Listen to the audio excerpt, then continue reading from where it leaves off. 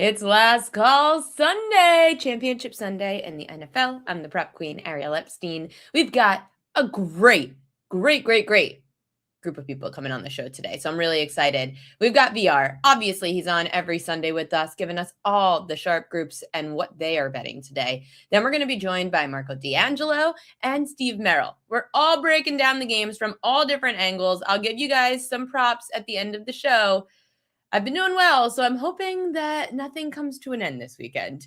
It's also a reminder that every team of ours that's not named the Patriots, the Broncos, the Seahawks, or the Rams are not good enough to be here today, but we are. And so is Jarrett Stidham. Unbelievable. I can't believe Jarrett Stidham's revenge game is going to take over the AFC Championship. So games start at 3 p.m. Eastern. Then the NFC is going to be 6:30 p.m. Eastern. It is a snowy blizzard here today in New York. So I'm very excited to be inside watching football. Very excited to also see what our next guest hat is of the day. Gianni the Greek joining us live from Las Vegas. I'm sure it's not snowing there. Gianni's wearing the Phillies hat. We mean business today. Yeah, we're in war zone today. War mode. I just moved like 50 dimes. I swear, where's the props right now for all these accounts? We just oh my god, so I can't wait props. to get a list of them. Oh, hold on. Before we start, I need to address the very first comment in the room, because I tell you when I win and I tell you when I lose. And this channel is dedicated towards winning. It's dedicated towards making the viewers sharper bettors, making them more profitable bettors, helping those that are negative EV slowly turn positive EV. But the only way we do that is by keeping it real and talking truths. And here's what we need to share. I'm coming off a loss of a 5% last night. And I'm sure a lot of my subscribers are mad because we were running really hot, having a great 2026. And that was a chalky bet minus 220 on Patty, who lost that fight as a 5%. And this gentleman's mad because he's saying you went 1-5 or 1-7 on your last 5%. Here's what I can tell you, because I always keep it real. I don't want anyone spending a single penny on my information unless our goals are aligned. And my goals and this gentleman's goals are not aligned. My only goal, I have one goal, and that's when December 31st rolls around, to be profitable. That's it. I do this for money. I don't do it for any other reason. I could care less about watching this stuff. I could care less about cheering in player props or any of that nonsense. I do this for money. That's the only reason. And here's what I can tell you. I went and looked. 2023, 4.5% return on investment on 5%. 2024, 5.2% return on investment on 5%. 2025 just passed, 15.7% return on investment on 5%, over 50 units of profit. Brother, I can't do better than that. In the short term, yeah, I'm going to lose a couple, I'm going to win a couple, but the only goal I have is long term to be profitable. And yes, in 2026, I am 1-3 on my 5%. I am negative, but it's the first month. I have 11 months to go.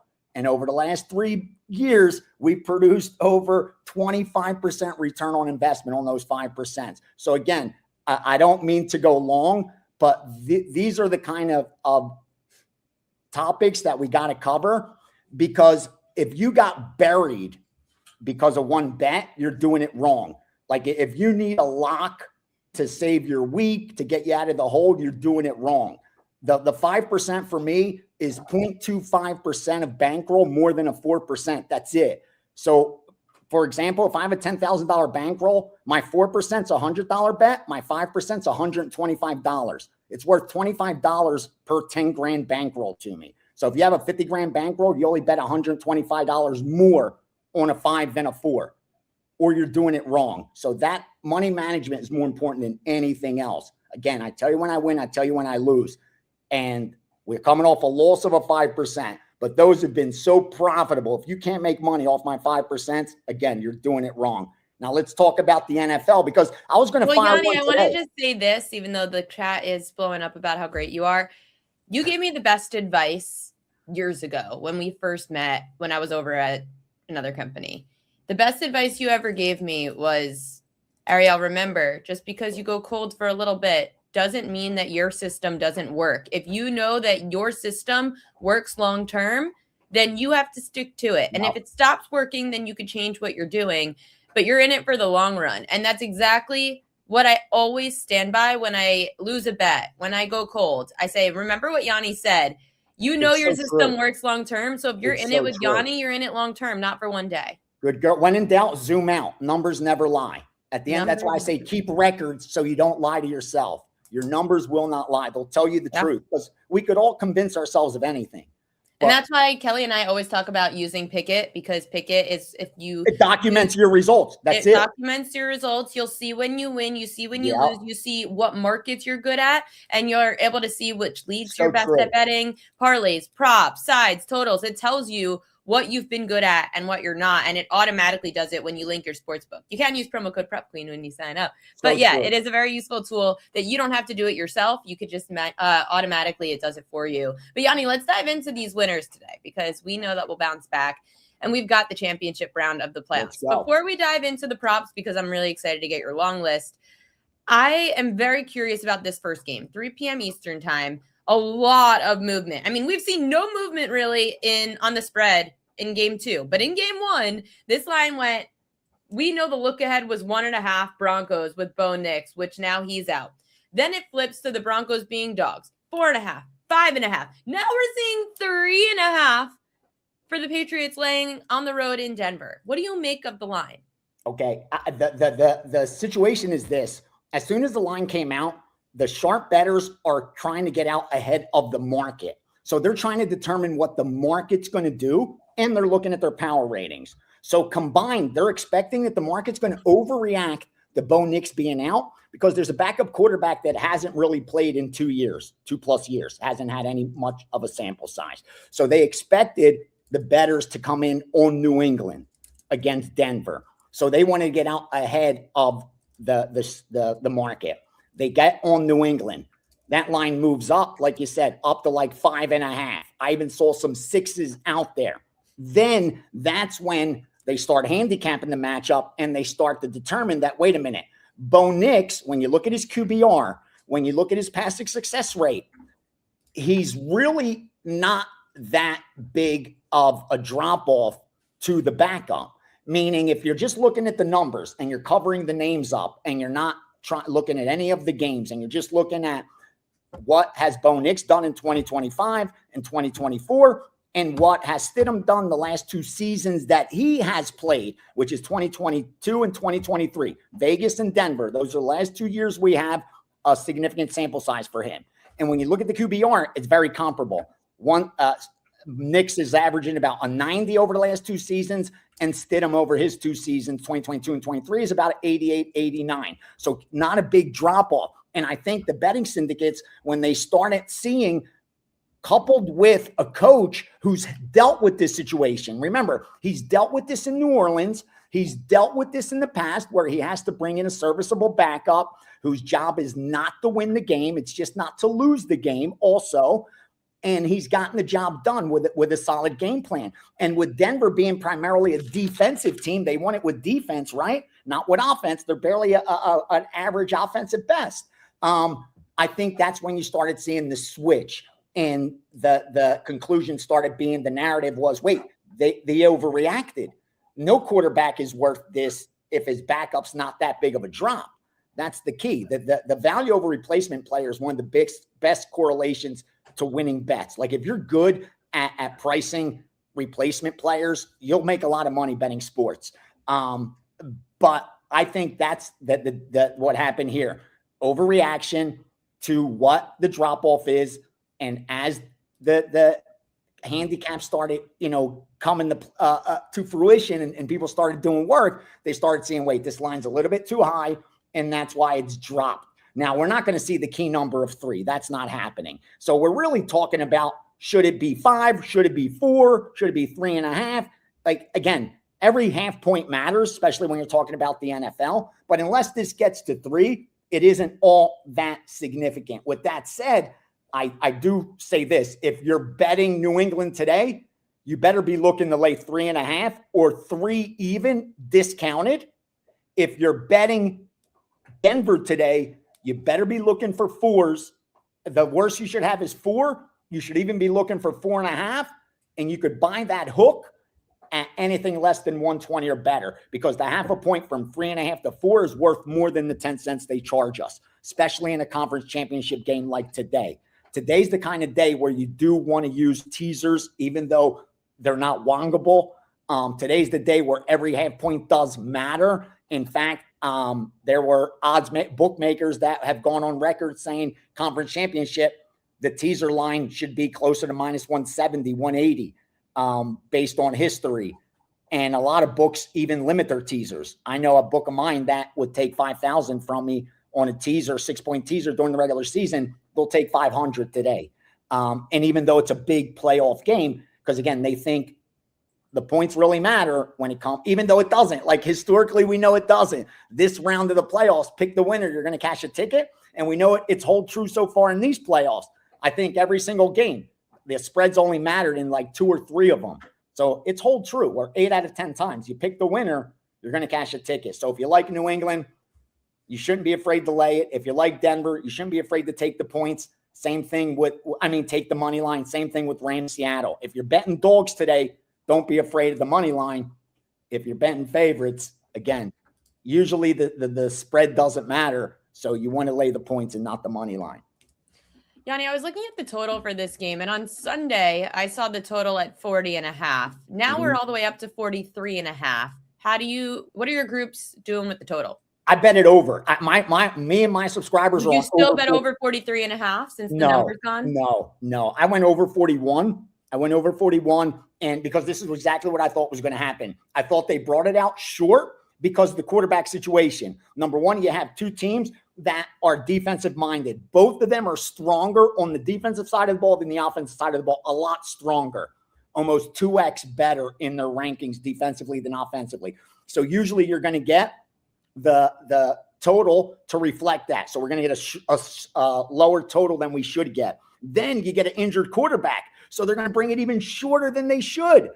That was the perfect storm to go over. The only thing I was worried about are the betting syndicates going to steam it under, and am I going to look like a fool? Like, am I going over 41, and then I'm going to look up and look at a 39 3 days later because it's going to snow in Denver or something like that? That was my only fear, getting down early, and I was holding my breath because usually this late in the playoffs, you're not going to get line movement unless it's a big injury or it's weather related. And in this case, that wasn't it. I mean, yeah, it was little injury related, but it was more the overreaction to the total. And again, I had it power rated. My total was 45. So I was going to bet it over. And I didn't think the drop off with Stidham was that big to stop me from betting that over. So I'm glad I did it. I did my job, but now they got to do theirs. It's like, again, you could do yours perfectly, but they got to go out and do theirs now today. And hopefully I actually got a crazy question for you that it sparked my mind that you said now the number's gone for betting the over. So what I've realized a lot of people are doing now, especially on these apps like DK, FanDuel, etc., they're able to take these alt totals and alt spreads and parlay them together. People have been doing this. Like I was on a show the other day and they said, I'm going to take the alt total of 41.5, parlay it with an alt spread of Patriots minus 1.5. How would you advise people go about, like, would you say, sure, do it because a win's a win? Or are you going to tell people that that's bad because it's not plus EV? Save your money. What are you doing? Like, if you're doing this for fun, honestly, like, we got to keep it real. I get it. All those guys out there on social media and all the sports betting influencers that are getting $100 to do a video and tell you to go and parlay, great. God bless them. They're making their living and they should. But we know the truth. And the truth is parlays are crushing bettors. There's no way around it. I mean, I talked about it the other day on WagerTalk today. Just go to watch Breaking Points. It's like a news show online. And they actually had a high executive from FanDuel, an ex-executive. Never before has someone that high up gone on the record and actually given his name. And he shared so much information in that 15-minute conversation that he had. I think every sports bettor should listen to it because he talks about exactly that. And how they're separating bettors from their money faster than they're comfortable with. Like, they're like, wait a minute, we're separating these young people from their money too quickly. Should we give them a little better parlay odds because they're just burning through cash too fast? Like they're even feeling sorry for the bettors because they're taking such the worst of it. Bro, they know your biases. Like They're people think that if they're putting these 2-leg parlays together and they really love the over, but not 43.5, they'll take an over 40.5. And they love the Patriots to win, but they don't want to lay 3.5. They'll lay 1.5. And they think that they're guaranteeing themselves a win. You're not getting that. That's what you don't understand. I see it right now. I'm looking at it. That's what I did while you were talking right now. I looked in the back end and I said, let me look at some foolish bets that people are making. And here's one that someone made right now. And this is what they did. They have New England. Okay. They took New England down to -2 from -4, but they're laying -175. Okay.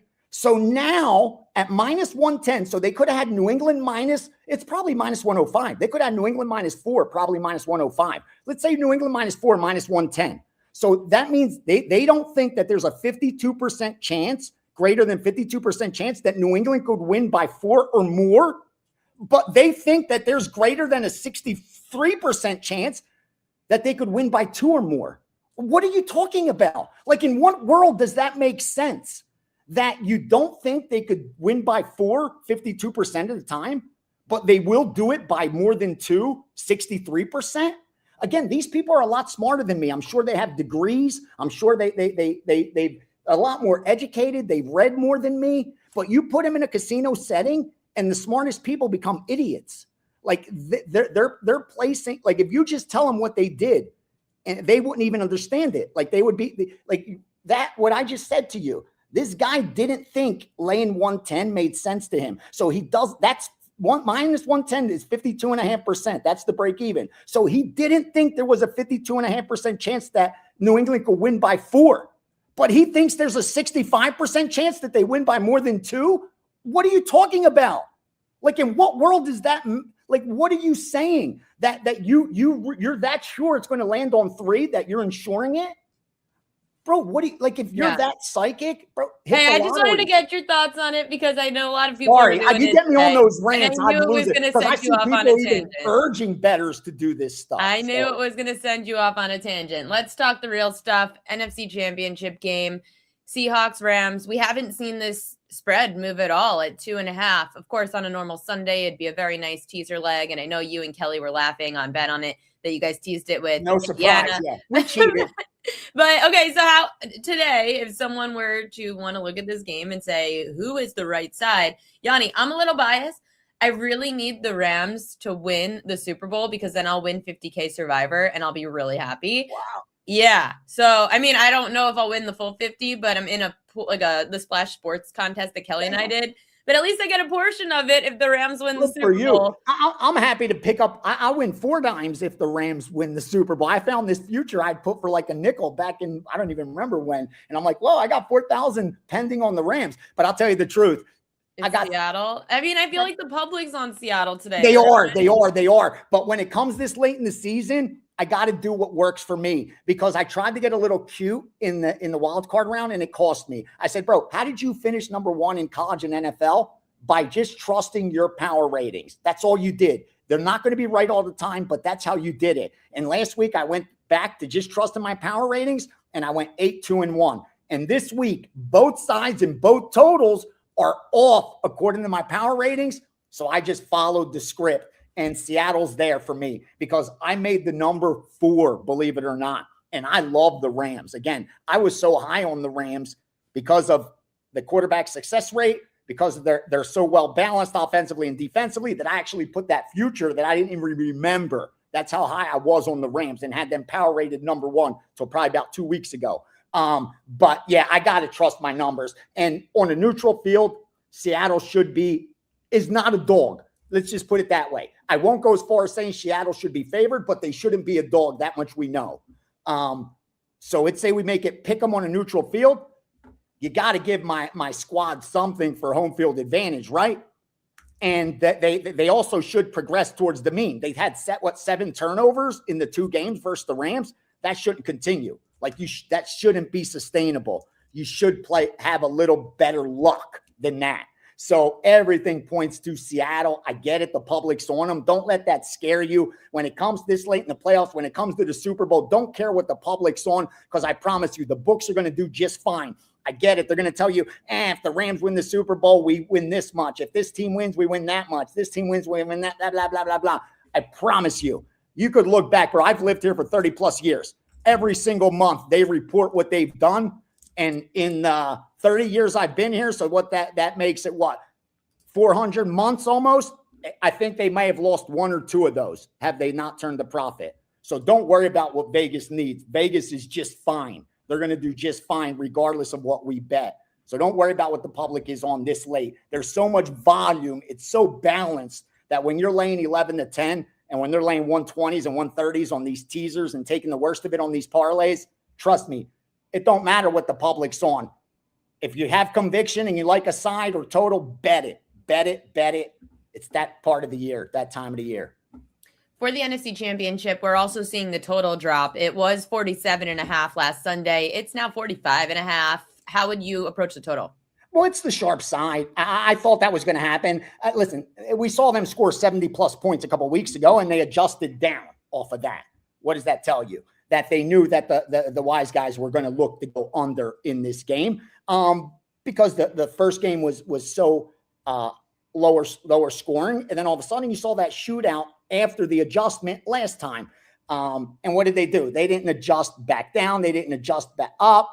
They brought it out at 47. I expected this to drop down, but the public money going over is what stopped this from going down to like that 45 range. Because I saw multiple groups on the under, even at 46, and I think that's still valuable. Okay, yeah, there's even 46 is still out there because of the public money on the over. And again, they just saw these two teams score 70 plus. They're not betting this game on there unless they saw like blizzard, wind, crazy conditions. I think you're going to get a lot of over money, and I think that risk is just going to increase, and they're going to need the sharps to be right with the under when that one kicks off. Before we let you go, I need those props. All right, let me give you different props. In the Steam sheet, let me tell you what was in there. A lot of these probably got away, but Puka rushing yards, his rushing yards over 4.5. Hunter Henry receiving yards over 41.5. Devontae Adams pass receptions under 4.5. Also went Devontae Adams passing receiving yards under. Colby Parkinson. You said Adams over receptions? Under. Oh, under. Adams under 4.5 receptions and under, I think it was like 49.5 receiving yards, if I'm right.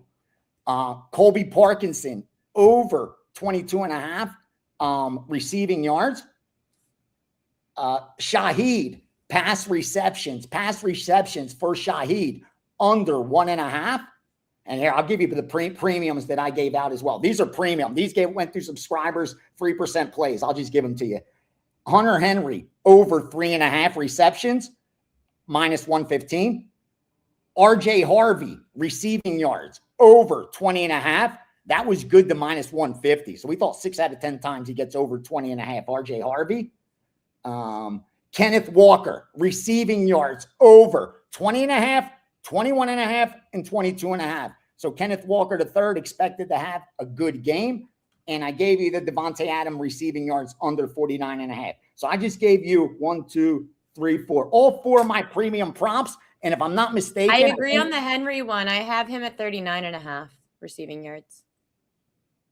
Hunter Henry over 39.5 receiving yards is what I bet. You get 40. You gave out 41.5 receiving yards. I gave out what, over 41? Yeah, you said over 41.5 receiving yards. You get 39.5? Mm-hmm. Oh yeah, why not? Cheer it in. Well, I mean, I don't know if it's still out there, but it was out there like 3 days ago. The props have been so good. I think I was perfect last week on the premium, something like 4-0, 5-0. I think the week before that. But those are the 4 I used for my subscribers. Devontae Adams under 49.5 receiving yards. Kenneth Walker over 21.5 receiving yards. Hunter Henry over 3.5 receptions, and Harvey receiving yards over 20.5. So, yeah, 3 overs and an under. There you go. I just gave you guys all that volume. Good stuff. I love it. Gianni, What do you got the steam room today? It's coming up. It's coming up at 9. We're going to go an hour, and we're going to do it again. Next week, I'll decide whether Saturday or Sunday, but I want to do Sunday for the Super Bowl. But after that, it's going to be Saturdays. Saturdays in because that's when we have all the college basketball. So much information. We're crushing hoops right now. In NBA, been very selective, crushing NBA, crushing college basketball. So we're going to move it to Saturday. And of course, MMA is back, UFC on Saturdays. And make sure if you're betting your own stuff, you want to look at that Steam sheet. Just look at what stuff was shared in there yesterday. College basketball, NBA, and the UFC went like 5-2 on the Steam that was in there. So for those handicappers out there, good stuff. And again, today's package, that's up both sides, both totals, and 4-player props. May add some more. We'll see. But see you at noon in the Steam room. Thanks, Ariel. Good luck to everybody today. Thanks, Gianni. Good luck today. Coming on now, we're going to be joined by Marco D'Angelo, known as Marco in Vegas. We're just going to have the whole bet on it crew today. I absolutely love it. Marco, happy Sunday. Happy Sunday, but it's also sad. It's only 3 more football games, Ariel. I know. I'm crushed. Honestly, I was thinking about how today I have like 2 games and then we're done until the Super Bowl. It's just so depressing to think that next week I'm going to sit there like twiddling my thumbs. But then I leave for San Francisco with Kelly in Vegas. So I should just prepare. I'll pray for you. Thank you. Me too. Kelly's a bad influence. And we're going to be in Vegas for March Madness. So I pray for all of us in that situation. Okay, Marco, we've got the AFC Championship that doesn't feature either of our teams. Actually, that reminds me. How do you feel about Mike McCarthy, Mr. Steeler? You want the unedited version? Yeah.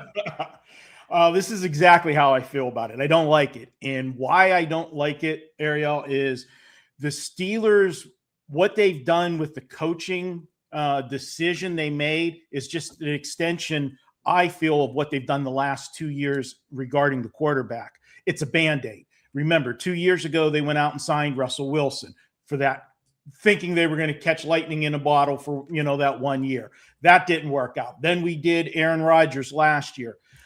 Going from Mike Tomlin to Mike McCarthy, you got a veteran coach. He's been there. He's done that. I get that. I understand. He's a Pittsburgh native. That helped as well.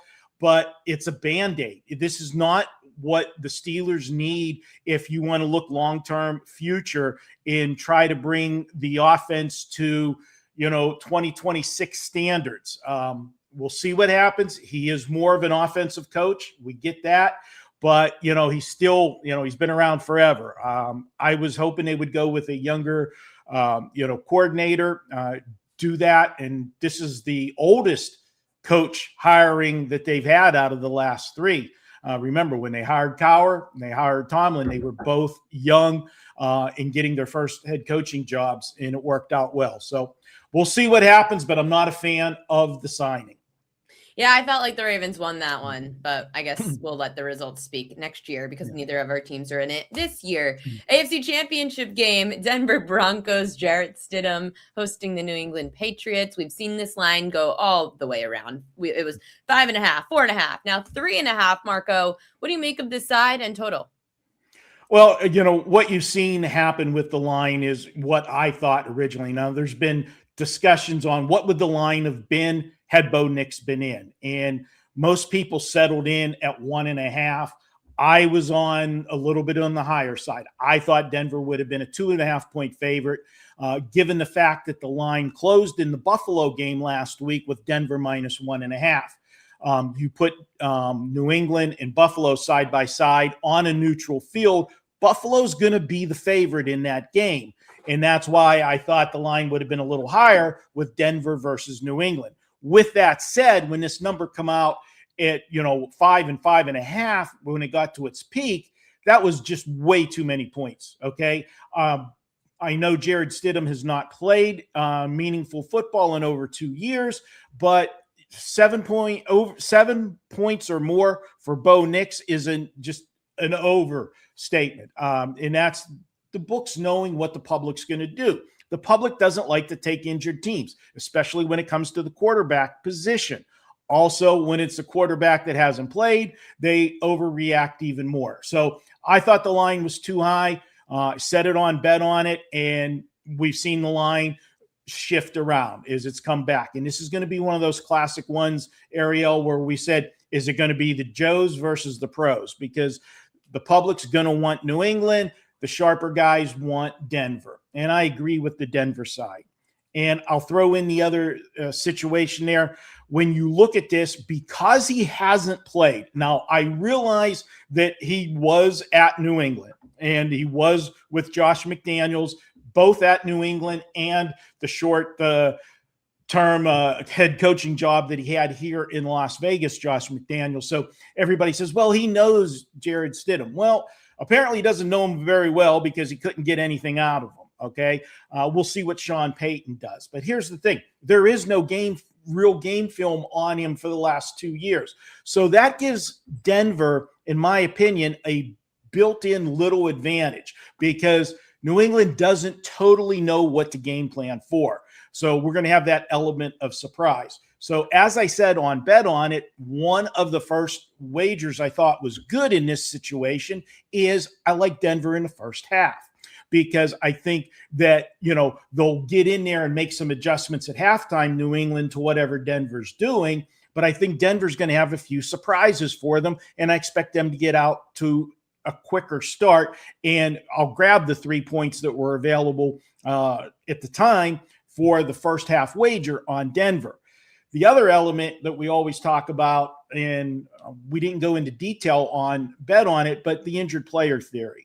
And this is something that, I've said for years, that whenever a team suffers an injury to a star player, that first game after the injury, they're a play on for several reasons. One, what we just talked about, there's going to be an over adjustment to the line because Vegas knows what the public's going to do and they're going to make them pay to do it. The second part of it is the team itself.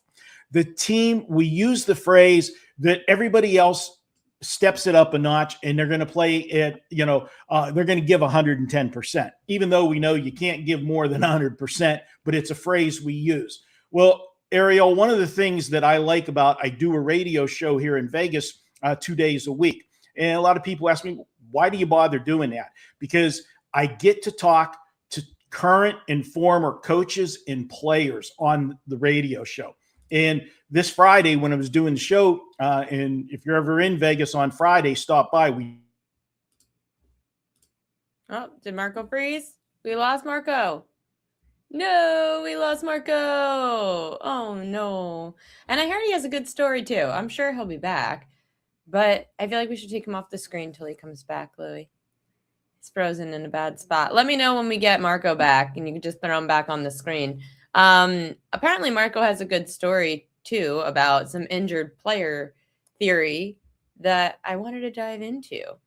But now I'm trying to figure out, do we go to Steve Merrill or do we talk some props and try to get Marco back?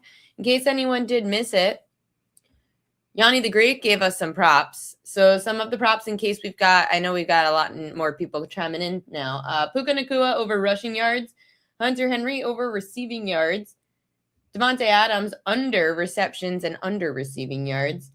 Colby Parkinson over 22.5 receiving yards. Shaheed under 1.5 receptions. Hunter Henry over 3.5 receptions. RJ Harvey over 20.5 receiving yards. Kenneth Walker over receiving yards. I will tell you this, going off those. So I have Hunter Henry over 39.5 receiving yards. Only women are interested in the halftime show. Get the hell out of here, bro. Hunter Henry, I loved it because when you look at Hunter Henry's numbers against teams that are bottom 10 in receiving yards allowed to tight ends, he's averaging 5 receptions, 67.5 receiving yards, and 21 yards per longest reception. Denver, 9th most receiving yards per game allowed to tight ends. In fact, 61% of tight ends in the last 10 games went over their receiving yards prop, and 71% went over their receptions prop in the last 10 games against Denver. So the Broncos have been struggling this year when up against tight ends. Kenneth Walker, I will warn you guys on the running back for the Seahawks. That is one of the most bet on props of the day, Kenneth Walker over receiving yards. So what I ended up doing was going over his longest reception prop of 11.5 yards. I think he should have one good catch that he busts open with. He's up against a defense that is bottom 10 in receiving yards allowed to running back. So the matchup is great. He's not really splitting carries with anybody now that Zach Charbonnet is out for the season with a torn ACL. So I would just focus on that a bit with Kenneth Walker. What else did I like today that Gianni didn't mention? I also wanted to mention that the Denver quarterback, Jarrett Stidham, his passing yard prop went from 198.5 to 208.5. The number was low because in all 4 of Jarrett Stidham's last 4 games that he started back to 2022, he did have 200 plus passing yards. So maybe this was a bit of an overreaction, but New England has allowed the 9th least passing yards per game to quarterbacks. So just be a little weary of that 208.5 now because it was 198.5. I think people realized it was low, but now, I mean, I didn't like the over to begin with, but I would definitely be staying away from the Jarrett Stidham props today. Marco, you're back? We're back. We lost internet here. Lovecock's internet in Vegas. That's my. I was going to say, we're the ones that should be losing internet. We've got a blizzard outside. We've got Steve Merrill waiting in the wings, so I don't want to keep him waiting too long. But you mentioned some parts of that Broncos game, but there was a injured player theory that Kelly wanted me to bring up to you, and you said that you have a great story. Yeah, and when I do radio here in Vegas, I get to talk to a lot of former players and stuff. And I asked on Friday, Trevor Maddich, 12-year NFL lineman, I asked him about what's it like when you have a star player out like this, okay? Because we have theories, but obviously I've never played pro sports. I can only, give my theory. And he confirmed everything that I've always thought about it. He says that when you lose a player like that, everybody else does take it up a notch. And he says, and him being, a center, he goes, when we've got a backup quarterback, everybody in that offensive lineman room, we look at each other in the eye and say, this game's ours. It's our job to protect him. It's our job to open up the lanes for the running backs. We have to make it easier for him. And that's why I like to do it. You're getting extra points because Vegas is going to over-adjust the lines.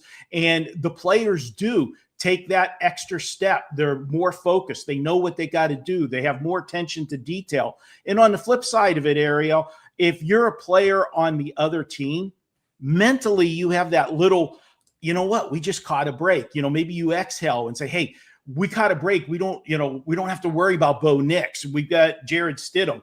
That's a mental advantage for the injured team.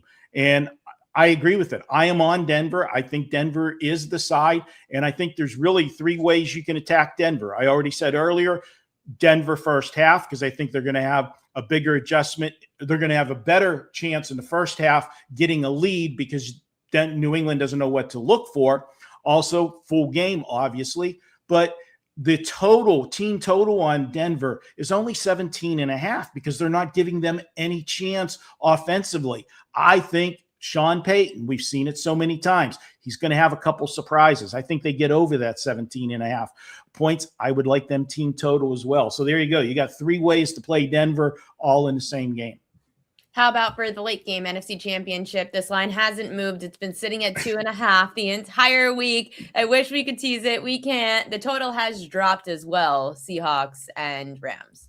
Yeah. I think that Seattle, if Sam Darnold, and this is the big question mark, if he has a clean game, Seattle wins this game comfortably. Okay. And I don't think they're going to put Sam Darnold in a position where he has to carry the team. They're going to try to run the football. I know they're down 1 running back, but the Rams, this is the 3rd game in a row on the road, and they haven't stopped anybody in the first 2 games. Carolina moved the football, and we saw what the Bears did.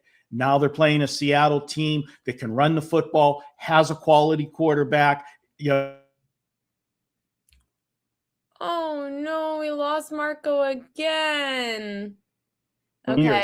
But there he is. Nope. All right. We've got to get to and Steve. I'm going to lay it with Seattle. Well, we got that part in. Okay. You cut out again. But Yeah. He's laying it with Seattle, everybody. Marco D'Angelo, catch him at Marco in Vegas. What are you promoting today? Yeah, you can check out what I've got in football. I'll be adding some basketball and hockey to the card here when I get done with you guys. And grab that 7-day all-access package at WagerTalk. That's the best deal going. And a programming note for Bet On It. No bet on it this week, but we're going to have our special Super Bowl edition on Monday, February 2nd. So make a note of that. Instead of the normal Wednesday, it'll be on Monday, February 2nd. I love to hear it. I will be listening. Marco D'Angelo, thank you as always. We'll talk to you soon. Okay, take care. Last, certainly not least, the great Steve Merrill joining the show. We're going to get his thoughts all throughout the board of today's championship day. How are you, Steve? We always think alike, Ariel. I was going to say it's very ironic that the guy in Las Vegas froze twice when you and I are literally freezing on the East Coast right now. Yeah. I'm just glad we got power. The one with the problem. But I will say this, as much crap as Kelly wants to give me for living in New York, the one perk of living in New York City, it is very rare that in an apartment building in New York City that you lose power. Interesting. Yeah. Very rare. We've got so many generators in this building. Oh, I got you. I haven't lost power yet in 5 years, so hopefully that doesn't happen today for the championship. Yeah, so it's been over 5 years for me as well because we haven't lost it since COVID. I was before that. So, yeah, let's hope we don't double jinx each other. That's interesting about the generators. I was trying to figure out why you wouldn't lose it, but that makes a lot of sense. Too many people. Many people. They would have madness if we lost any power here in the city. That is true. Yeah, it's ironic also that I was thinking about this before coming on. I'm checking the latest weather reports that, almost 2/3 of the country as of tomorrow are going to be in sub-freezing temperatures at some point, like 220 million people. It's like 180 million today, about half the country. Yet both NFL championship games aren't going to have weather problems.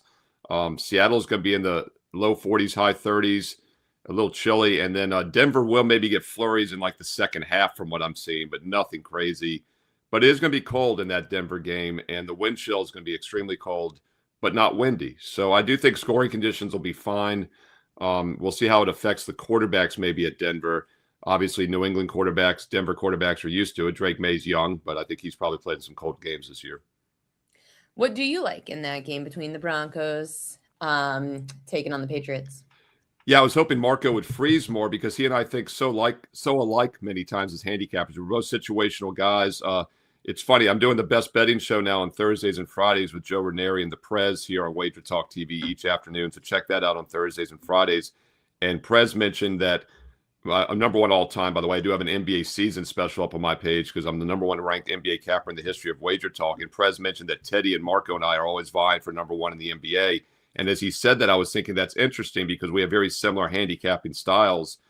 Teddy and I situational, and Marco is definitely a situational capper. And I thoroughly agree with what he said about the injury handicaps. And that's why both of us do so well in the NBA. And you and I have talked about it also, that if you just blindly play those NBA teams without their star player, especially that first game, they often win outright, but you're getting tons of extra line value. The question with NFL quarterbacks isn't how much an NFL quarterback is worth. It's how much the difference is between the starter and the backup. So I'm going to talk about this a little more detailed than Marco did. I agree, first of all, that teams step up, other teams overlook them. You definitely get line value. This line's about a touchdown difference than what it would have been with Bo Nix. So the question is Stidham really that much worse than Bo Nix? And if you look at the numbers, I don't think he is.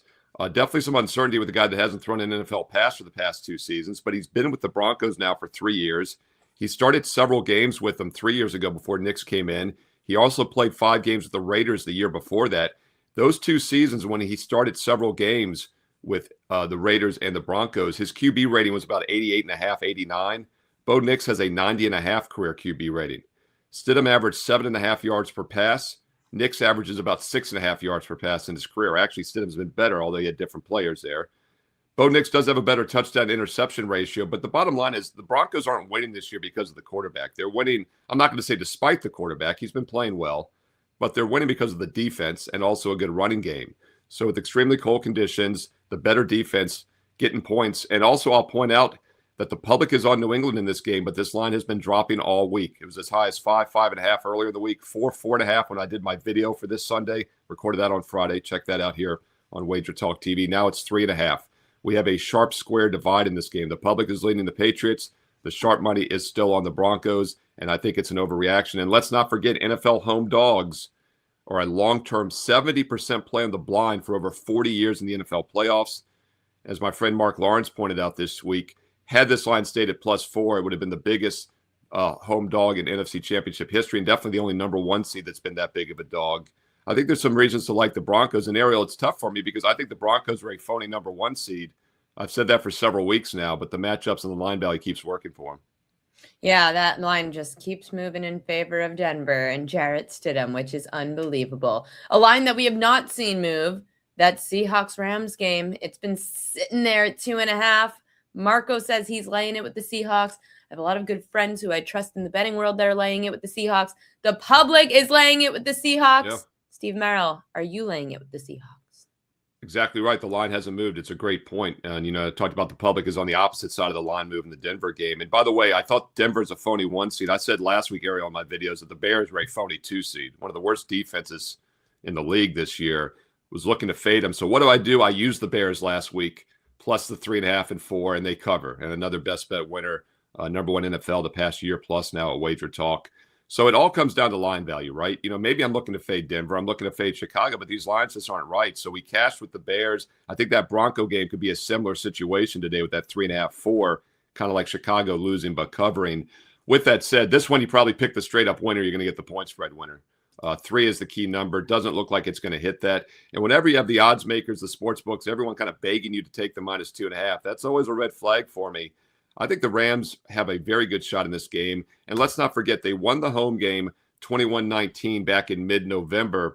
And then, of course, we got that rematch on Thursday night. Prime, one of my 16-3 free prime winners, was the over in that rematch in mid-December. 60 points in regulation, 75 at the end of overtime. But as Gianni said, the sharp money's been on the under in this game, yet the public is still on the over. When I did the video a couple days ago, I said, hey, 46.5, if you like the underweight, the public's going to push this higher. Well, they haven't been able to do it because the sharp money continues to come in on the under. It's now 46, even 45.5. 46 is a dead number. So 45.5, 46.5, very little difference. 1% chance it lands on the odd number, the evenly odd number of 46. 45, though, does become a key number. So if you like the under, you're probably not going to find that 47 now. I would play the under 46, 45.5. And it's definitely a contrarian call. Hard for me to make a case because the last game was high scoring. But I'll go back to that first game, which was only 21-19. I do a rescore model for all the NFL games based on the drive charts, what the expected score should have been. I actually had that game at 41. I had the rematch at 56. What's interesting, though, is I had the road team dominating both games. Yet they both lost the games on the field. They actually were the better team in both games. Seattle I had winning by 13 back in November on the rescore, and I had the Rams winning by 14 last month in December at Seattle. So LA is definitely a live dog in this game. And let's not forget there was only 20 points in the first half of that 75-point game, and the first half was under in both games so far this season. And we often see teams come out conservative. Marco mentioned how he doesn't think the Seahawks are going to ask Sam Darnold to do too much, and I agree. He had, 4 interceptions in the game in L.A. He had 1 or 2 the other last month as well at home. I think it was either 5 or 6 interceptions in the 2 games. So if it is a conservative start, that first half under might be the way to play it instead of the full game because we're still getting 22.5, 23. There's really not any difference. 21's the key number. So now that line's dropped to 46, 45.5, maybe look at first half under 23. The first quarter maybe under, but there's not a lot of value there. That's at 9.5. Would have really liked it under 10. But yeah, the contrarian call in the first game is Denver. The contrarian call in the second game is the under with Seattle, LA. If you want to be on the sharp side and against the public, that's how you're playing the 2 games today. Steve Merrill, you're the absolute best, and I see that your video is crushing it right now on the WagerTalk YouTube page. Yeah, so yesterday I did I premiered my college basketball top 25, Ariel, and it got around 7,000 views, and I was disappointed. I'm thinking to myself, man, you got to wake up. The NFL fade the public. Steve Merrill in all of my titles on YouTube, and I take off because it was funny to me. I mean, the head's getting too big, Ariel, because I was thinking I used to not even get 7,000 views on my fade the public video, and now I'm like disappointed. It's a college basketball video, which hadn't been out all year. That's still really good for a Saturday, but I do want to remind people I'm doing that Saturday college hoops video, just like I did for college football. As the hoops, talking about football's almost over. I know it's sad, but hey, we got a ton of basketball every day. And we got baseball. I know you're excited about baseball right around the corner. That's the bread and butter sports, right? Have fun with these 2 NFL games today. But if you're serious about making money, you want to be playing basketball and baseball this spring and summer. And we've got some special offers at WagerTalk.com. And I will have a ton of free play videos for basketball each and every day. So click subscribe, click the bell for instant alerts. You'll never miss out here on WagerTalk TV. What are you promoting today? I do have a strong NFL best bet. My top NFL client best bet is available. And as I mentioned earlier, nobody's won more NFL profit over the past year plus in the NFL. I'm also number 1 in the NBA the last 2 months on best bet profit. NBA's doing fantastic, and I do have that rest of season special for the NBA up right now, a special discounted price. And also, if you want to try out just 7 days, get 7 for the price of 3. That's still available. And also the 1-year investment approach for about $1 a play with an instant $500 discount. All of that's available. No bonus codes needed. And don't forget also a free play every day on my page. The last cut, just a bit outside, goes up free on my page. So check out the free play. Check out the best bets. Steve Merrill, WagerTalk.com, and get there quicker, wt.buzz/SM. Steve, you are the absolute best. Can't wait to talk to you again later Thanks, this Ariel. week and talk about the Super Bowl. And of course, we'll talk some basketball. Wager Talk last call here with Steve Merrill. You are the greatest. Good luck today. I will see you soon. Thanks, Ariel. Great seeing you. Just a few more props. I've got the Prop Queen guide, by the way, on thepropqueen.com. When you click newsletter, you could subscribe at thepropqueen.com and get the Prop Queen guide, which gives you every offensive player prop that has a prop edge. Some of the edges might be gone. Some are still available, but you can check it out at thepropqueen.com. Get all of the prop edges of today. A prop that I haven't mentioned yet to anybody, AJ Barner, the tight end for Seattle. Look at his under on receiving yards. It's gone down from 29.5 to 27.5. This was in the Prop Queen guide, which went out Thursday. And I said the under 29.5 has value because he's averaging, even though he's done well, it was like a fishy line because he had 70 and 49 receiving yards against the Rams this year. So why was this number 29.5? Well, the Rams have allowed the 8th least receiving yards per game to tight ends, and 60% of tight ends in the last 10 games 71% of tight ends in the last 10 games have gone under their receiving yard prop. So definitely take a look at AJ Barner. Anything else you need can either check out at thepropqueen.com with the betting guide, or you could look on the YouTube page at the Prop Queen. I'm going to be posting some props right now, right after this. So I'm going to post some props there to the YouTube page at the Prop Queen Media page on the channel. But you got all the props from Gianni. You got a bunch of props from me. I hope we gave you some winners today here on the show. Good luck to all of your bets. We will not have a last call on Sunday next week, but we will, of course, have one for the Super Bowl. I will see you all then. Good luck today.